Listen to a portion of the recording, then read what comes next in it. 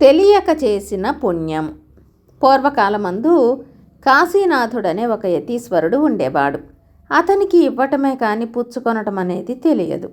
ఇలా చేస్తున్నామనే విషయం స్ఫురణ లేకుండానే కాశీనాథుడు రోజు లోకానికి ఎన్నెన్నో ఉపకారాలు చేస్తూ ఉండేవాడు. తమకు తెలియకుండానే సూర్యచంద్రులు ఎలా మనకు వెలుగునిస్తున్నారో, ఎటువంటి ప్రతిఫలమో కోరక పువ్వులు మనకు వాటి పరిమళాలను ఎలా వెదజల్లుతున్నాయో, అలానే కాశీనాథుడు తనకు తెలియకుండానే లోకానికి మంచి చేసేవాడు. ఈ విధంగా అతను చేస్తూ వచ్చిన పుణ్యంతో స్వర్గలోకమంతా నిండిపోయింది. ఇది చూసి దేవగణమందరూ ఆశ్చర్యపోయారు. మానవ మాతృడేమిటి, ఎంతటి పుణ్యం చేయగలగటం ఏమిటి, దీని రహస్యమేదో తెలుసుకోవాలి అని తలచి దేవదూతలు ఒకనాడు విమానం మీద అతన్ని తమ లోకానికి రప్పించారు. వారు కాశీనాథునికి సమస్తమైన మర్యాదలు చేసి, మహానుభావ, నీవు చేసిన సుకృతం ఇంతెంత కాదు, దీనికి గాను మీరు ఏమి కోరుకుంటే అది నెరవేర్చడానికి సిద్ధంగా ఉన్నాము అని చెప్పారు. వారు ఎన్ని విధాలు అడిగినా యతీశ్వరుడు నాకేమీ అక్కర్లేదనంటూ వచ్చాడు.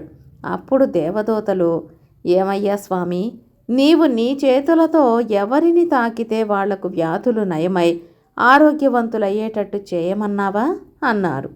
వద్దు బాబు, అటువంటి మహిమలు కనబరచటం ఆ సృష్టికర్తకే చెల్లుతుంది కానీ నా వంటి మానవ మాతృలకు తగదు అంటూ నిరాకరించాడు. పోనీ నీకొక ఆకర్షణీయమైన కొత్త స్వరూపం ఇస్తాము, అప్పుడు ప్రజలందరూ నీ వద్ద చేరుతారు, వారికి భగవంతుని గురించి బోధ చేద్దువు గాని అని మళ్ళీ చెప్పారు వారు. అప్పుడు కాశీనాథుడు, వద్దు వద్దు, జనులు నా వద్ద చేరటం ప్రారంభిస్తే దేవుణ్ణే మర్చిపోతారు. అయినా దేవుణ్ణి గురించి ఒకరు బోధించేదేమిటి, ఆయన తన సంగతి తనే చూసుకోగలడు అని బదులు చెప్పి తప్పించుకో చూశాడు. అయితే చెడ్డవాళ్లను మంచివాళ్లనుగా మార్చే సాధనం ఇస్తాము, దానిని ఉపయోగించావంటే నీకు గొప్ప కీర్తి వస్తుంది, ఏమంటావు అని అడిగారు దేవతలు. వద్దయ్యా బాబు, ఎక్కడో దేవదూతలు చేయవలసిన ఇటువంటి మహత్తర కార్యాన్ని నన్ను చేయమంటారేమిటి అన్నాడు కాశీనాథుడు. మహాత్మా, మరి మేము ఏమి ఇస్తామన్నా వద్దంటావే, నీ అంతట నీవే ఏదైనా కోరుకో అని బలవంత పెట్టారు. నాయనా, పరమేశ్వరుని కృప ఉంటే చాలు, అంతకు మించి నాకేమీ అక్కర్లేదు అని తప్పుకొన్నాడు. స్వామి, నీవు ఇది కావాలి అని కోరుకొనకపోయినట్టయితే మేమే ఆలోచించి ఏదో ఒకటి నీకు ఇవ్వక తప్పదు అని నిష్కర్షగా చెప్పారు దేవదూతలు. అందుకు కాశీనాథుడు చిరునవ్వుతో, ఓహో అలాగా, అయితే నాకు తెలియకుండానే నేను లోకానికి ఉపకారం చేయగలిగే వరం ఏదైనా అనుగ్రహించండి అన్నాడు. అతను అలా అడిగేసరికి వాళ్ళు కంగారు పడ్డారు. నలుగురు కలిసి బాగా ఆలోచించి చివరకు ఒక చిత్రమైన మహిమను కాశీనాథునికి ప్రసాదించారు.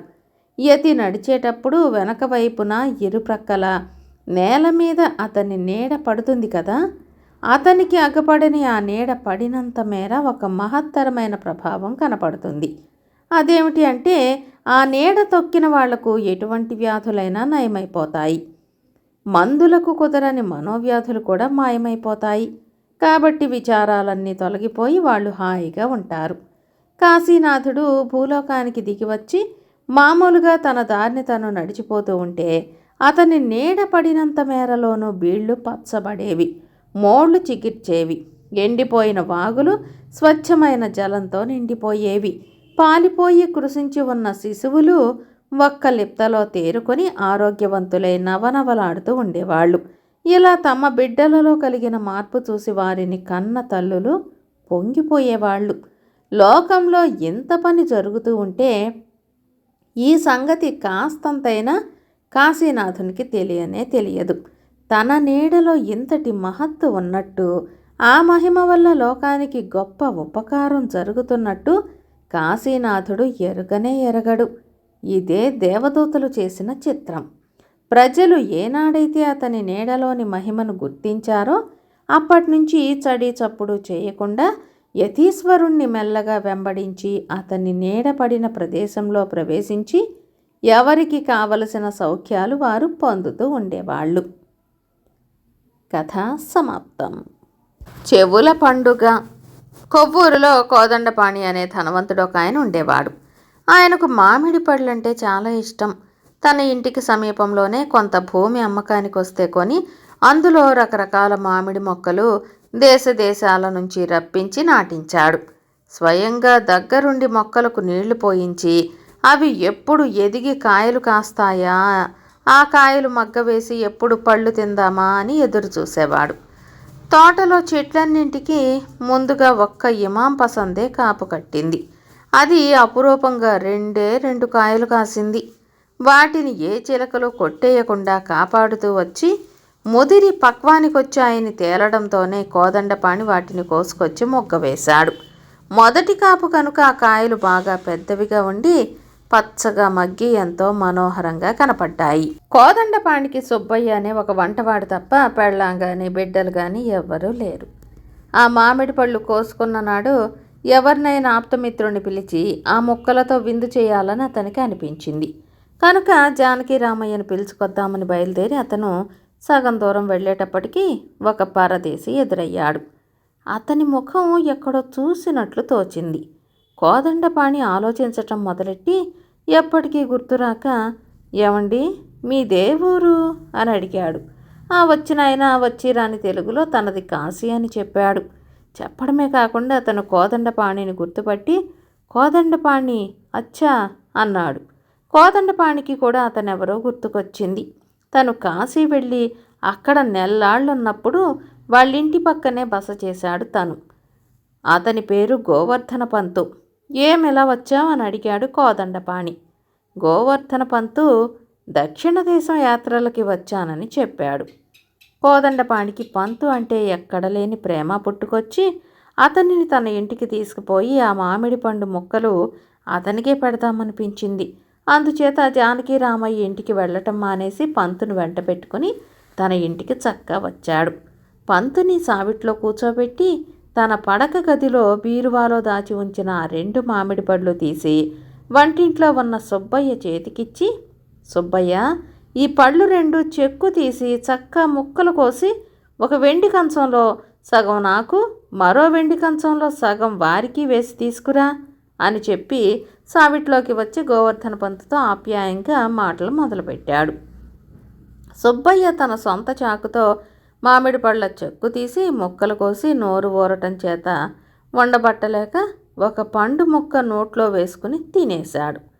దాని తస్సాగొయ్య ఆ పండు ముక్క ఎంతో రుచిగా ఉండటం చేత సుబ్బయ్యకి మరో ముక్క నోట్లో వేసుకోబుద్దేసింది.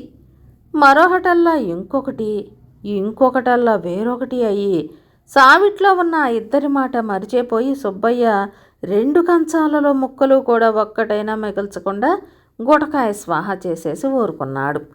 వంటవాడు ఎప్పటికీ వెండి కంచాలలో పళ్ళ ముక్కలు పట్టుకురాకపోయేసరికి కోదండపాణి వంటింటికేసి వెళ్ళి, సుబ్బయ్య ముక్కలు కోసావా అన్నాడు.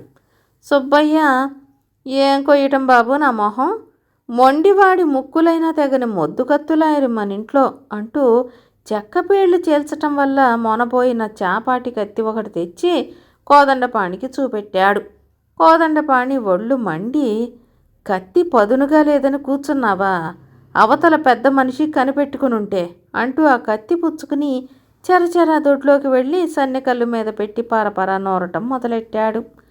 అతను పెరట్లోకి వెళ్ళగా చూసి సుబ్బయ్య సావిట్లో కిటికీ వద్ద నిలబడి అక్కడేమీ తోచక దిక్కులు చూస్తూ కూర్చున్న గోవర్ధన పంతుతో, ఇలా రండి అని సౌజ్ఞ చేశాడు.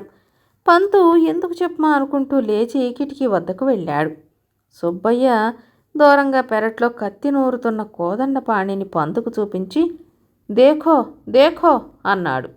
పంతు క్యా క్యా అంటూ కిటికీలో నుంచి చూసి ఆయన కత్తి నూరుతున్నాడెందుకు అని హిందూస్థానీలోనే అడిగాడు. సుబ్బయ్య, ఒత్త వెర్రివాడివిలా ఉన్నావే, నిన్నెక్కడికి ఎంత ఆప్యాయంగా ఎందుకు తీసుకొచ్చాడో ఇంకా నీకు బోధపడలేదా?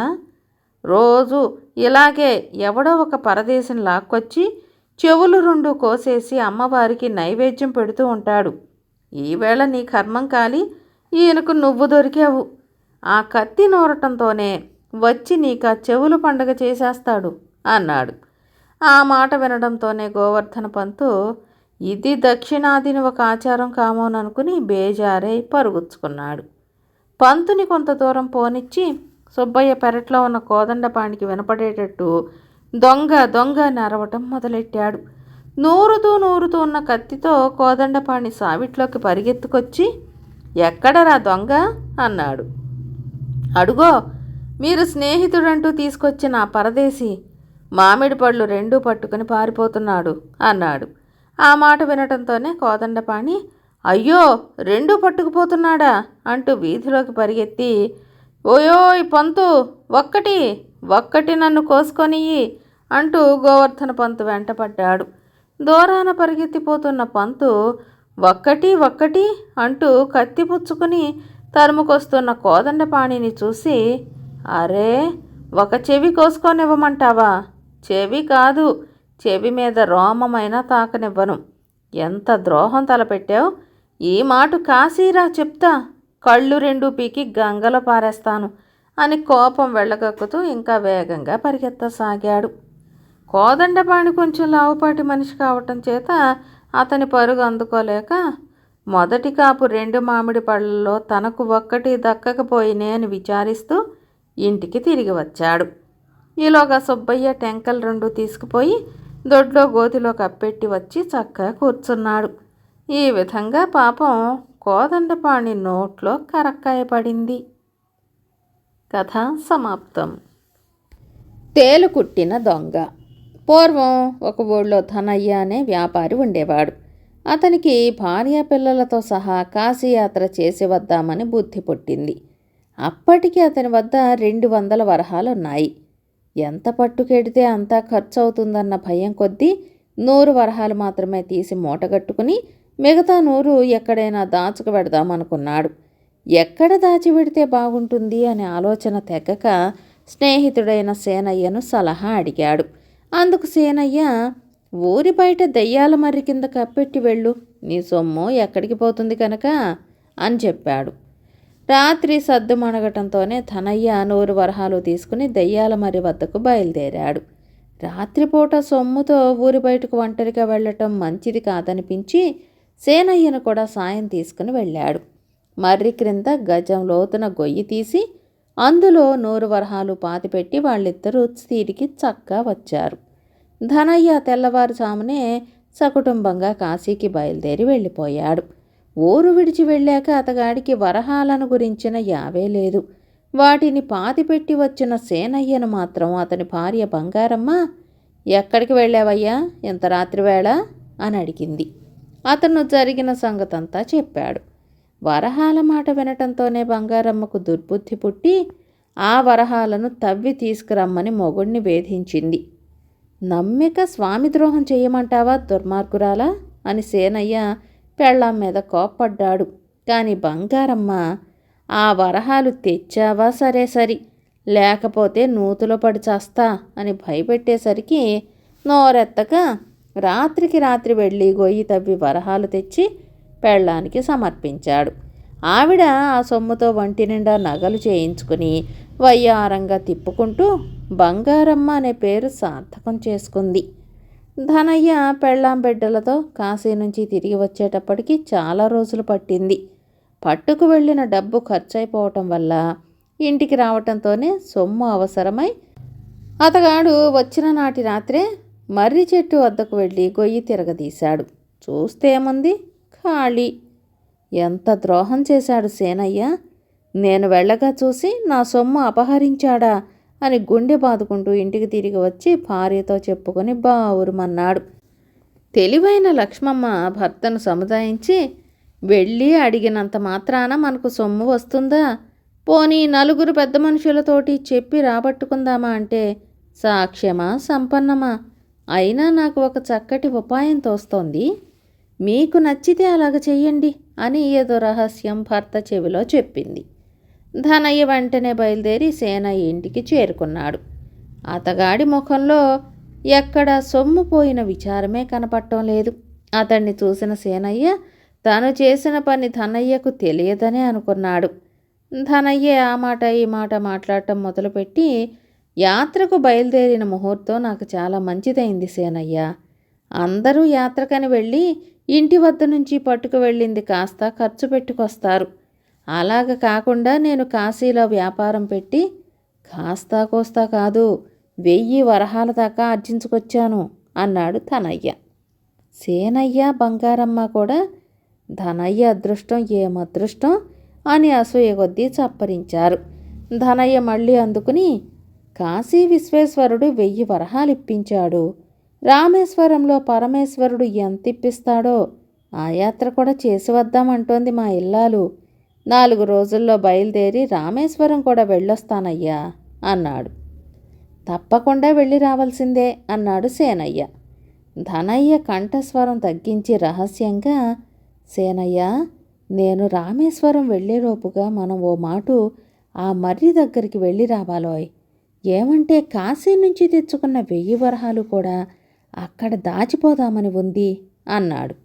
మర్రి మాట రావడంతోనే సేనయ్య కొంచెం తెల్లబోయాడు. కానీ ధనయ్య అది గుర్తించనట్లే నటించి ఇంటికి వచ్చేశాడు. ధనయ్య వెళ్ళిపోవటంతో సేనయ్యకి అధైర్యం పట్టుకుంది. ధనయ్యతో చెట్టు దగ్గరకు వెళ్ళినప్పుడు అతను పాతరలో సొమ్ము ఏమైంది అని అడిగితే ఏమనడం? ఈ ప్రశ్నకు జవాబు ఏమీ తోచక మనసులోనే ఎంతగానో బాధపడుతున్నాడు సేనయ్య. కానీ బంగారమ్మకి ఈ యావే లేదు. ఆవిడ దృష్టి అంతా ధనయ్య కాశీ నుంచి తెచ్చానన్న 1000 వరహాల మీదే పడింది. ఆ 1000 వరహాలు దక్కించుకుంటే ఈ మాటు రవ్వల దుద్దులు, కెంపుల వడ్డాణం, పచ్చల పతకాలు ఒకటేమిటి సమస్తము చేయించుకు పెట్టుకుని పట్టపురాణిని మించి ఉండవచ్చునని ఉరకలు వేసింది. ఆమె ఆత్రంతో సేనయ్యను విధి విరామం లేకుండా, ఏమండి, మర్రి చెట్టు దగ్గరికి అతను ఎప్పుడు రమ్మన్నాడు అని అడగచొచ్చింది. ఎప్పుడైతేనే, నేను మాత్రం వెళ్ళదలుచుకోలేదు. అతడు సొమ్ము కనపడక ఇదవుతుంటే అతనికి నేనేం నచ్చ చెప్పేది అనేశాడు సేనయ్య. బంగారమ్మ అదొకలాగున్నవ్వి, ఇంతేనండి మీ తెలివి. ఈ రాత్రే మీరొక్కరూ వెళ్ళి 100 వరహాలు ఆ గోతిలో పాతిపెట్టిరండి. ఏమీ ఎరగనట్లు రేపు రాత్రి ధనయ్యతో వెళ్ళి ఆ 1000 వరహాలు పాతిపెట్టించిరండి. ధనయ్యకి గోతిలో 100 వరహాలు కనపట్టంతోనే ఏం అనుమానం కలగదు. ఆ 1000 వరహాలు కూడా అక్కడ పాతిపెట్టి అతగాడు రామేశ్వరం పోవటంతోనే మొత్తంగా 1100 వరహాలు మనం తెచ్చేసుకోవచ్చు అని చెప్పింది. అయితే మనకి నుంచున్న పాటున 100 వరహాలు ఎక్కడి నుంచి వస్తాయి అన్నాడు సేనయ్య. ఎక్కడి నుంచి ఏమిటండి? అప్పు తేవాలి. నా పుట్టింటి వాళ్ళు పెట్టినవి, మీరు చేయించినవి, ధనయ్య 100 వరహాలతో నేను చేయించుకున్నవి అన్నీ కలిపి వ్యాపారి దగ్గర తాకట్టు పెట్టి 100 వరహాలు తీసుకురండి. ఎంతసేపు? ధనయ్య రామేశ్వరం వెళ్ళటంతోనే 1100 వరహాలు తెచ్చుకుని వాటిల్లో నుంచి అప్పు తీర్చేసి నగలు విడిపించుకోవచ్చు అంటూ సలహా చెప్పింది బంగారమ్మ. ఒక్క క్షణం కూడా సేనయ్య ఆలస్యం చేయలేదు. బంగారమ్మ ఒంటి మీద నగలన్నీ ఒలిచి తన చేతిలో పెట్టడంతోనే అతగాడు దాన్ని వ్యాపారి వద్ద తాకట్టు పెట్టి 100 వరహాలు పుచ్చుకుని ఆ దారినే వెళ్ళి మర్రి క్రింద గోతిలో పాతిపెట్టి చక్కా వచ్చాడు. మర్నాడు ఉదయమే ధనయ్య ఇంటికి పనిగట్టుకుని వెళ్ళి, మర్రి దగ్గరికి ఈ రాత్రే వెడదాం అన్నాడు. ధనయ్య, అలాగే, రాత్రి 10 గంటలకు మీ ఇంటికి వస్తాను, సిద్ధంగా ఉండు అని చెప్పి పంపేశాడు. సేనయ్య ధనయ్య కోసం రాత్రి కనిపెట్టు కూర్చున్నాడు. 10 గంటలయ్యింది, 11 కొట్టింది, 12 కూడా దాటింది. ధనయ్య జాడలేదు. సేనయ్య ఏం చెప్పమా రాలేదు అనుకుని సంగతి కనుక్కోవడానికని ధనయ్య ఇంటికి అర్ధరాత్రి వేళే బయలుదేరి వెళ్ళి గుర్రు పెట్టి నిద్రపోతున్న ధనయ్యను లేపాడు. అయ్యో పాపం, దీనికోసం నిద్ర మానుకొచ్చావా? రేపు పొద్దున్నే వచ్చి చెబుదాం అనుకున్నాను. ఏం లేదు, మేము రామేశ్వరం ప్రయాణం మానేశాం. సాయంకాలం అలా షికారుకెళ్ళి తిరిగి వచ్చేసరికి రాత్రి అయ్యింది. మర్రి చెట్టు పక్క నుంచి వస్తూ ఆ 100 వరహాల మాట జ్ఞాపకం వచ్చి వాటి కోసం మళ్ళీ ఇంకో మాట వచ్చేదేమిటని అప్పుడే తవ్వి తెచ్చేశాను. ఆనాడు మనం పాతినవి పాతినట్లు 100 వరహాలు చెక్కు చెదరకుండా ఉన్నాయి సుమాసీను. వెళ్ళి పడుకో పాపం, 2 చాములు కావస్తుంది అంటూ లోపలికి పోయి తలుపు వేసుకున్నాడు. చేసేదేముంది? సేనయ్య తేలుకుట్టిన దొంగల లోపల ఏడుస్తూ ఇంటికొచ్చి బంగారమ్మకి చెప్పగానే ఆవిడ గొల్లుమంది. కొత్త నీరొచ్చి పాత నీటిని కొట్టుకుపోయిందన్నట్లు అన్యాయంగా పరాయి సొమ్ముకి ఆశపడితే ఆవిడకు ఉన్న నగలు కూడా ఊడ్చుపెట్టుకుపోయినాయి. కథ సమాప్తం.